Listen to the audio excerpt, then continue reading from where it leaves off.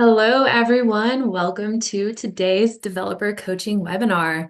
My name is Tara Van Cleve, and I'm part of the technical marketing organization here at Oracle. Today, we'll be exploring new transaction patterns that address the growing complexity of data consistency in modern AI-driven microservices applications, as well as demonstrating how GenAI can simplify adoption by eliminating the need for transaction management code. I'd also like to note that we are recording the webinar and you will receive the replay via the same email that you registered with after the event concludes today.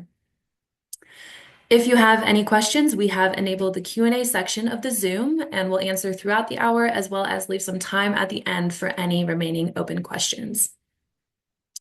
So today's webinar will be presented by Deepak Goel, VP of Software Development, Rajesh Dio, Director of MicroTX Product Development, and Todd Little, Chief Architect specializing in Oracle Transaction Processing Products. So without further ado, I will pass it off to Todd to take it away.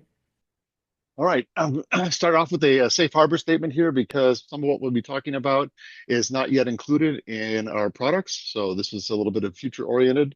So just please don't use this to incorporate in any contracts. With that, I'm going to cover the agenda today. So I'll cover a little bit about ensuring data consistency in microservices applications, and I'll talk a little bit about a relatively new product that we've introduced called MicroTX. I'll then turn it over to Brajesh, who's talking about using GenAI to be able to simplify application development for these kinds of microservices. And then Deepak will cover a little bit about how customers are using this. So one of the first questions a lot of people ask is sort of like, why are transactions needed? And transactions are fundamentally used to solve what we call the dual write problem. And this is where two or more updates that are part of some business operation have to occur together, or neither one of them occur. So a simple example here would be money transfer. So to withdraw money, you would set the balance to whatever the amount that was minus whatever you're transferring, and the deposit then would essentially then be is to add that to your balance. So the issue here is that all these have to succeed, or none of them succeed. We need this operations to be atomic. But the issue is that there may be failures. You can have failures of hardware failures, you have software failures, the application itself could fail, network failures, lots of possibilities for failures. And so what may happen is that the withdrawal succeeds, but the deposit fails. And so then you're left with, okay, where's the money? I don't have the money now. It's not in my account, but it's not in anybody's account at this point. Potentially it's lost and has to be figured out with some manual reconciliation, which is not very ideal. So when you're developing microservices, oftentimes, the belief or the common practice is that each microservice has its own database. And the application state depends upon the overall set of those microservices and all the data that they contain, or at least the data associated with a particular maybe account or something like that. So when you've got these situations where business service spans multiple microservices, and those microservices have their own database, you have basically a dual write problem. You've got to be able to make sure that what's updated in one microservice and in another microservice either both occur or neither occur. So what makes this unique in terms of microservices? Well, as I say, because you've now got each one having their own database. And this is happening because in many cases, customers are moving from monolithics to applications to microservices. Or in other cases that they're developing brand new applications built on microservices architecture. Or what's happening, we're seeing a lot of, is that customers are extending or augmenting their existing monolithic applications with microservices. So the picture here shows a simple simple monolith where there's a travel agent service, and that makes use of these other services here, so like hotel, airline, and car rental, which presumably those services then go out and would make reservations at the particular airline, car rental, or hotel service. This is the idea behind this is that this is essentially would be a large travel agent, and how they may have divided up their application into separate services, but still part of a monolith. And they all use one database. And so they have that advantage in that they can share that database and they can share things like a local transaction. When you move to microservices, though, now you have this dual write problem, which in the monolith was solved by using a database transaction. So each of those services could have updated the database as part of a local database transaction. As soon as you move, though, to the microservices, where each microservice has its own database, you can't use a local database transaction anymore because they're not shared. There's no way to share those. So this is where typically a distributed transaction comes into play. And there's a variety of different transaction models that can be used. But the key part here is that you need some way to be able to coordinate the activity between these microservices and ensure that the data is consistent among them. So how is data consistency handled today? There are a lot of different implementation patterns. They fall into a couple major categories, though. So the first one is choreography. So in choreography, each of the participants knows what they're to do in all conditions. So they would typically, this is done using event-driven applications. So each part of the application listens for events that are relative to their particular microservice, then act upon those, potentially invoking other events that other microservices will handle. But the key part here is they call it choreography because you can think of it as sort of like a dance performance. Each of the dancers knows what they're to do. There's no particular person directing their dancing. It's all because they know what to do in what sequence and what the interactions are between the various dancers. Now, that contrasts, though, to orchestration. So orchestration is much more like a conductor conducting a symphony. And so it tells each of the participants, each of the members of the orchestra, what to do, how loud to play, how fast to play, how slow to play. And this is typically done with something called a microservice orchestrator, or it can be done with sagas, or in the case you mentioned, LRA, which is for micro profile long-running actions from Eclipse. So those are two fairly common mechanisms. There's also for even stronger data consistency. So as you move up here, you get better, stronger data consistency. There's a two-phase commit operations. So this includes things like XA, which is a very widely used distributed transaction protocol, and another one called try, confirm, cancel. This is another simpler protocol, but also provides very strong consistency and is effectively a two-phase commit protocol. What Oracle is introducing, or has introduced recently, is a new product called MicroTX. And what we're focused on with MicroTX are these orchestration-based transaction patterns, and in particular, sagas in the form of long-running actions, and as well XA and try, confirm, cancel. So how is Oracle addressing those requirements that customers are having for building these distributed transactions? We've got this new product called MicroTX, and it provides us a spectrum of data consistency. So we believe that not one size fits all. You also have very flexible configuration deployment. You can run this in cloud. You can run it in Kubernetes and on-premise. We give a variety of mechanisms to be able to store our transaction logs. And one of the key parts here is that the team that built this has a lot of experience in this. The Tuxedo team has been doing transaction processing for 40 years. So one of the things we focus on is what we call RASP, which is this reliability, availability, scalability, and performance. And you have to have those in an enterprise application. Then they have to be very strong and very capable. We also support polyglot microservices. So services can be written in Java, they can be written in JavaScript, they can be written in Python. They run in a variety of different frameworks. And another thing that we focused on as well is interoperability. So our transactions can not only manage your microservice transactions, but they can also manage transactions that are performed in Oracle blockchain platform, in WebLogic Server, and in Tuxedo. So a single transaction can span all of those. So let's look at the components that make up the MicroTX. So it itself is a server, basically a coordinator. Supports these three different transaction protocols. It can interoperate with many different other applications. And as well, we support a variety of what we call resource managers. So those are things like database, queuing systems, those sorts of things. So all a resource manager that can store data, and it's where the dual write problem basically comes from, because you've got data stored now in multiple places. It's deployed as containers, so you have lots of flexibility in terms of where this gets run. And as well as I say, we have enterprise support, so we call Oracle if you need support for this. And it can run in various clouds as well. So we have this running and working in Azure, Amazon Web Services, and Google Cloud. What are the components that make up the MicroTX? So there's the coordinator, which is this piece here in the middle. And it's essentially the one that's responsible for coordinating the updates that take place. They don't actually make the updates, but they coordinate the assurance that they occur, they don't occur. We also provide a console so that you can interact with the coordinator for purposes of monitoring and configuration. And then as well, the other big piece here is our MicroTX library. So that's included in every participant, and as well in the initiating microservices. The library provides a set of annotations to simplify the use of our library and to simplify the introduction of transactions into your application. And we provide, say, in a different variety of languages and a variety of frameworks to support those. And these things are, as I say, the coordinator and the console themselves are just simply additional microservices that you can deploy wherever your application is deployed. We do give a variety of places where you can store the transaction log information. So that can be stored such as an Oracle database or an etcd. We've given a variety of options there depending upon what your needs are. All right, thank you. And with that, I'm going to turn this over to Brajesh to discuss how we can leverage GenAI and simplifying your application development. Yeah, in this section, I'm going to talk about how we can use GenAI to simplify the application development with MicroTX.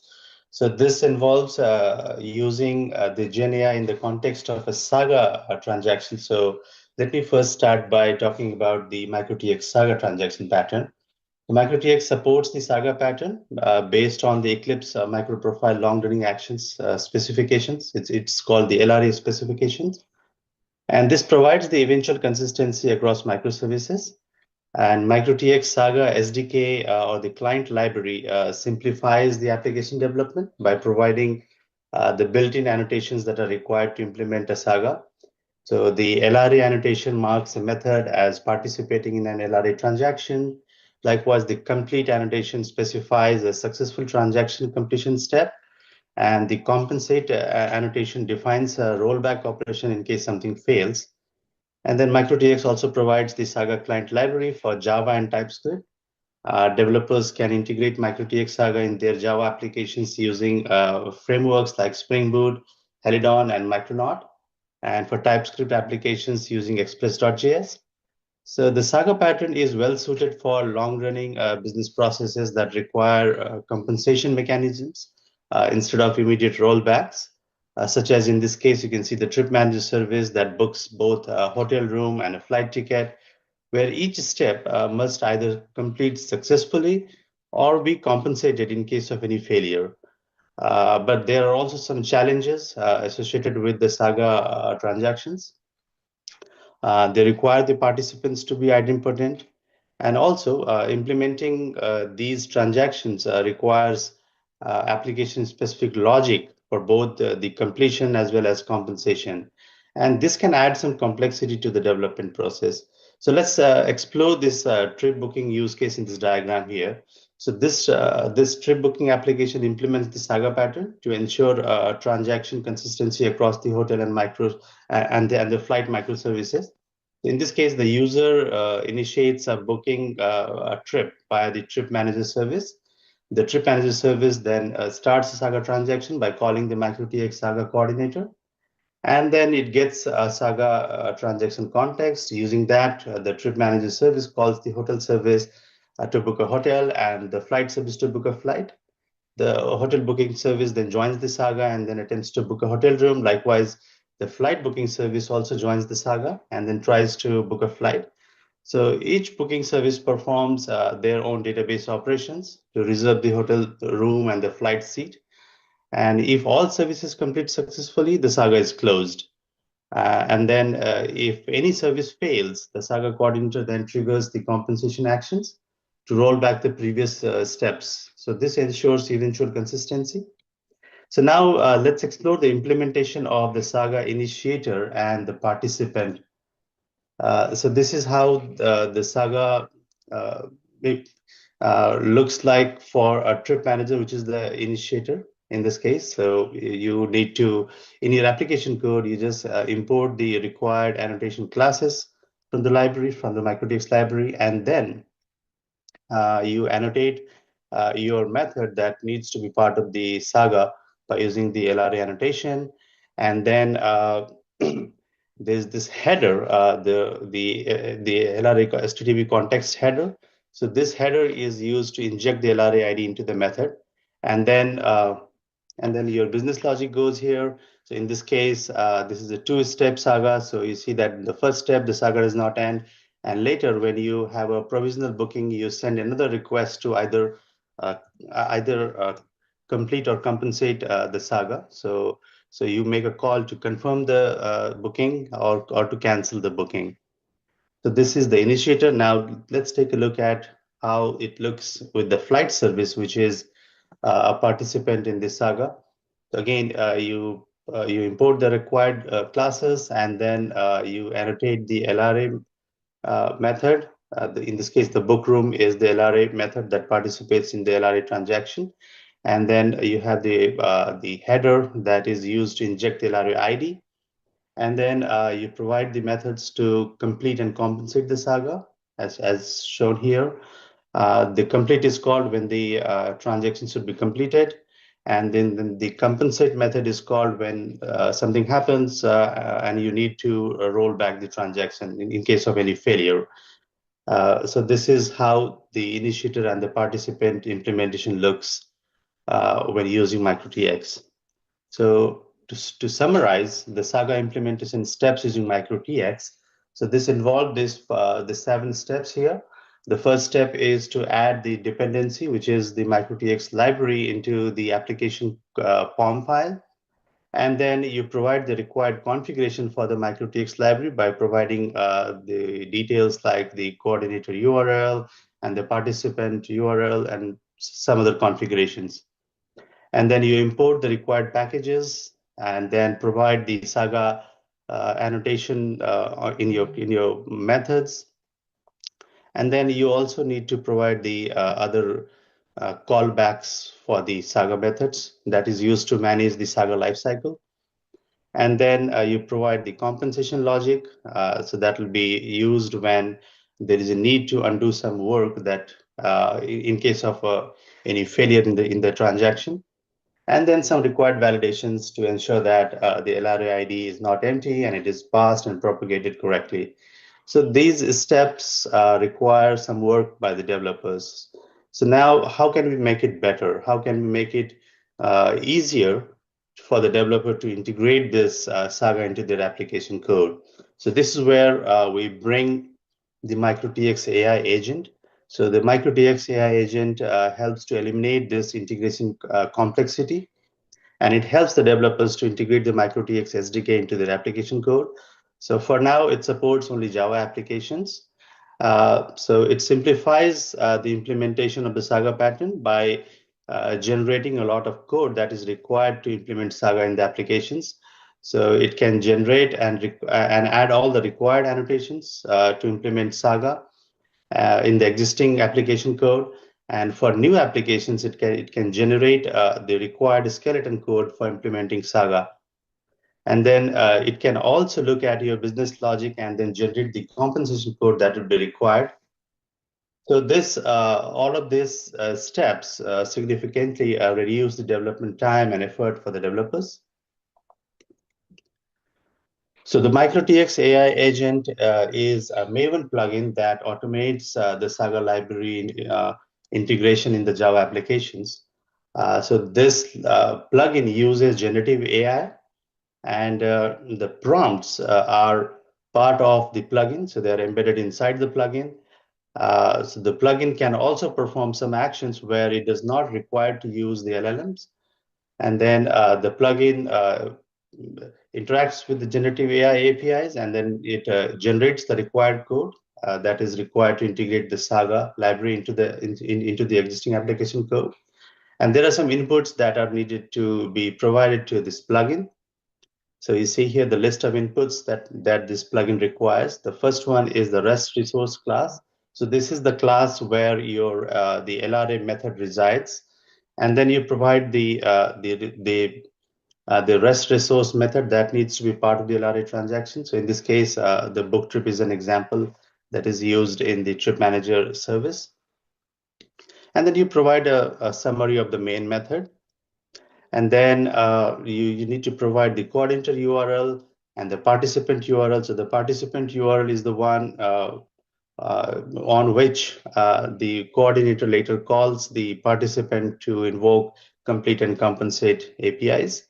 And then the generative AI API configurations, where the generative AI URL and the credentials that are required to invoke the generative AI APIs. So as of now, this Maven plugin uses the OCI generative AI, or it can also use OpenAI API. So the steps that are required to generate the code for Saga integration using this MicroTX AI agent Maven plugin are shown here. In the first step, we collect all the user input.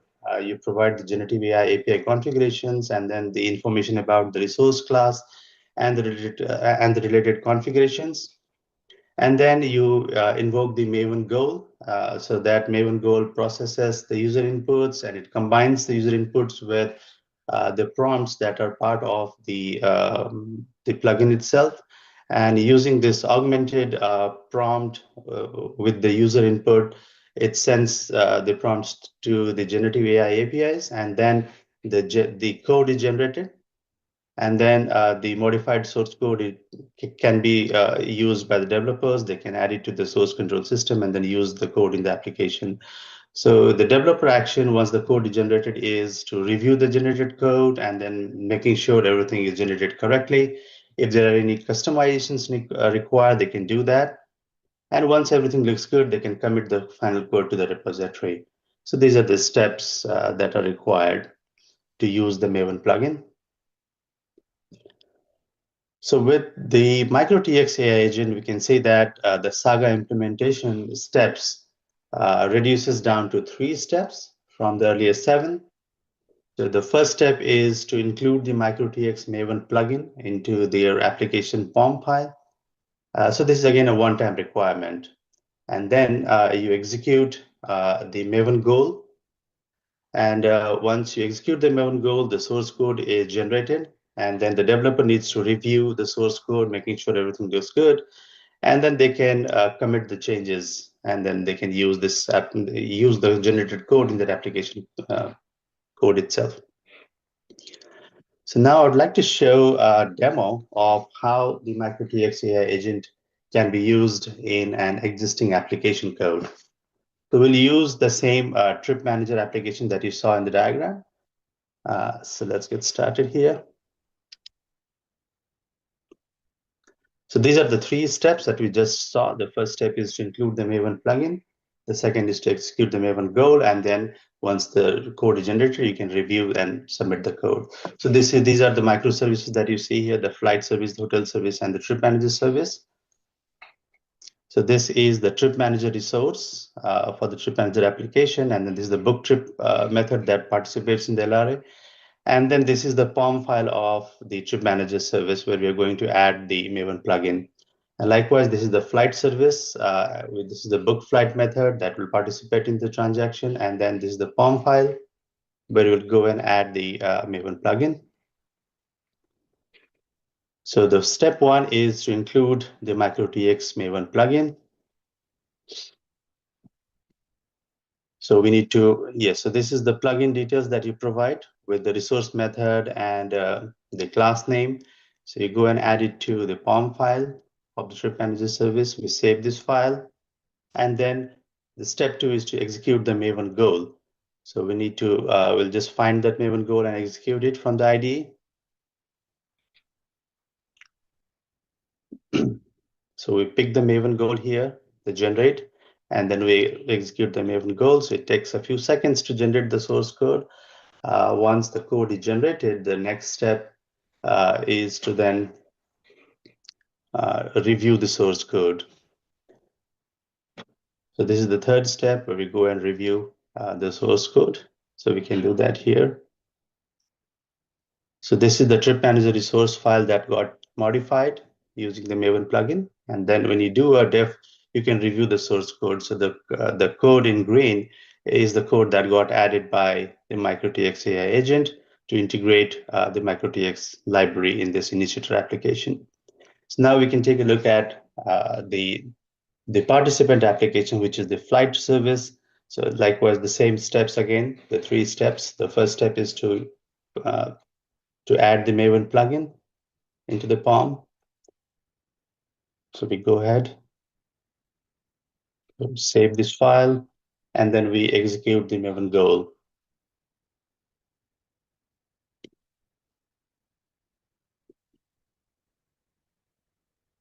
So the source code is generated. And again, we go and review the source code here. In this case, you can see the flight resource is the file that got modified. And then here again, you see in the existing code, the book flight method has been modified, and then a bunch of new methods have been added. So these are the complete compensate and all other required methods that are needed for the LRA integration. So this is how the MicroTX AI agent can be used in an existing application code. So I'd like to sum this up. So the step one was to include the MicroTX Maven plugin. So this is how the plugin definition looks like. So you provide the configuration where you specify the resource class and the resource method, and then specify whether this application is the initiator or a participant. And then this is the participant POM, where again you specify the resource class which has the method to participate in the Saga or the LRA, and then this is the resource method that will participate in the LRA, in the transaction. So this is what you need to add in the initiator and the participant form files. And then the step two is to execute the Maven goal. So you can execute it either using the command line or from your IDE as well. And then once the code is generated, you can review the generated code, making sure everything looks good. So like you can see here, this is the existing code that got modified to add the LRA specific code using the LRA header that is bringing the LRA ID into the application. So that is added here, and then all the required annotations for the complete, for compensate, forget, status, likewise. These are the lifecycle methods to manage the LRA transaction. So this is how MicroTX AI agent works. And then there are some benefits of using the MicroTX AI agent. So it helps to automate the integration of the MicroTX library into the application code. And this simplifies the application development for developers. It helps to minimize the errors because it reduces human errors in code integration that could happen using manual steps. So it brings automation to integrate the code. And then it can also generate your compensation code that is required to undo or roll back the changes in case of any failure. So the agent can look at your business logic, and based on that, it can generate the compensation code. So all of these steps help to enhance the productivity for the developers. They can save a lot of development cost and time. The MicroTX AI agent is available as a Maven plugin as of today, but in the future, we plan to provide this as an IDE plugin for IntelliJ and Visual Studio Code editors. All right, so with this, I would like to pass it on to Deepak, who is going to talk about how MicroTX is being used by customers. So over to you, Deepak. Okay. Thanks, Brajesh. Okay, so I'm going to talk a little bit about how customers are using MicroTX. And first, I would like to start with this customer in South Korea. It's a large financial institution. And these folks actually are building their next generation application platform for adopting microservices. And they have been dealing with monolith, as most of you know. A lot of people are going through this transformation from monolith to microservices. And they have been working with an SI, actually LGCNS, and they have their own platform, Devon, and integration with that framework was one of the key factors for the selection of the solution that they choose. It's also Spring Boot based and OpenFill client. That's what they use for the REST communication. And then they wanted to use the MyBatis for access to the Oracle database. And one of the key requirements, being a financial company for them, was that they want to use XA across microservices. So this customer went through extensive performance benchmark test using various solutions that they could find in the market, and they found that the micro TX performed much better than what they were expecting. So they were able to scale up to 1000 TPS with a latency of 70 milliseconds across microservices. You mentioned that they selected microservices comparing to other competitors that they evaluated, mostly because of this reliability, availability, and scalability, as well as performance consideration. MicroTX was very stable for them. It performed better than expected. It's highly available, as Todd and Vijay talked about. And all that. So this is one customer in Korea which selected MicroTX, and that's how they're using. Then within Oracle itself, Oracle has this financial services GIU, Global Industries Unit, and they develop a lot of financial applications themselves. And they are also going through the similar transformation phase where they are looking to adopt more and more of microservices, develop more and more of Spring Boot-based applications as such. And so they have a platform that they call this Oracle Banking Microservices Architecture-based framework. So and within this platform, they want to use Sagas for certain use cases. They want to use XA for certain use cases, and MicroTX supports both of these. Spring Boot is their preferred framework as such. And so they selected MicroTX as well for their use case, and they see a couple of benefits here that MicroTX provides automatic rollbacks, especially for XA, as well as for Sagas. In Sagas, we have this auto cancel. So if there is a service failure, we can just automatically cancel that Saga, and application developer doesn't have to worry about that anymore. Same thing for the compensation, right? As Todd and Vijay was talking about, we can auto-compensate for any failed sagas. It reduces development time and complexity for them quite a bit, as you'll see actually from the couple of use cases here. Both of these are based on the sagas. They have this loan disbursement use case that they have implemented using MicroTX. So here, if they are disbursing, they are giving away a loan, the settlement has to be done by a separate bank. So they issue 3 REST calls here, which are part of the saga.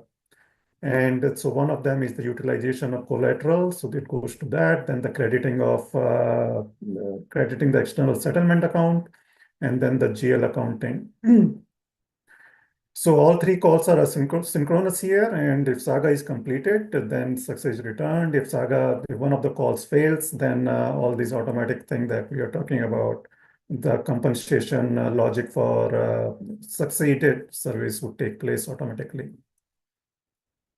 Similarly, the other use case they have in the reverse direction, where there is a payment is being made by a customer who received the loan earlier. And now they issue actually a couple of calls as part of the saga. The third call is asynchronous in this case. And the GL accounting and debit request and utilization, the other 3 calls that goes through. And these can be part of the saga, and the similar flow that would take place of automatic rollback and compensation. This other use case, this is also a business unit within Oracle. It's a retail business unit. They had a very unique kind of problem here. They have the current architecture that they have been using. It makes use of browser-based transactions, and WebLogic server is where their application, the business logic is running.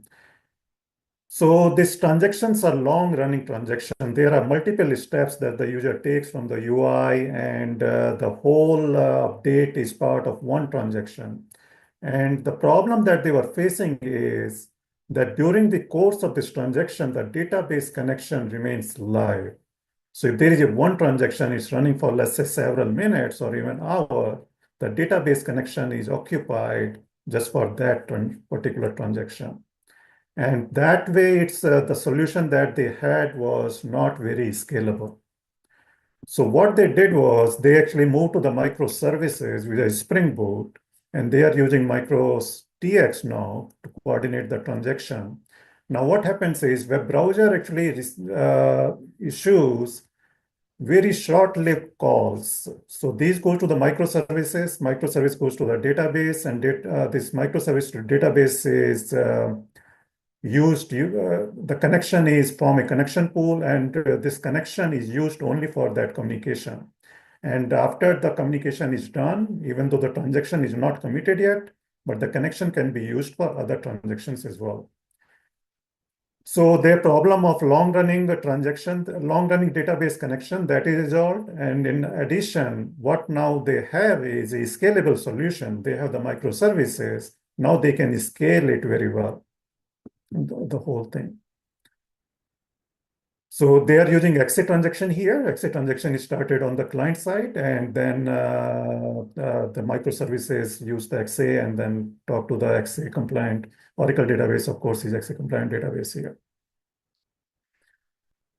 The last customer use case that I have is University of Naples. University of Naples, actually, they have this collaboration platform, which is built using the Oracle backend for microservices and AI.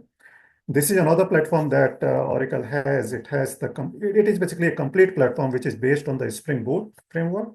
So you can develop your own application using this, and MicroTX Free is part of this platform, the Oracle backend for microservice AI. So that's what they are using. University of Naples, they are using MicroTX. In this, of course, the Spring Boot REST APIs and parts for mobile application, they use GP and Spring Data. And they are using MicroTX for XA transaction. And XA transactions are across various organizations, like the research organization, the professors who access this application, and students. For a particular project and all that, these all have to coordinate, and everything has to work as a unit, single unit of work. So that's where the MicroTX comes into the picture for using the XA. So now using XA, either everything is committed or everything is rolled back.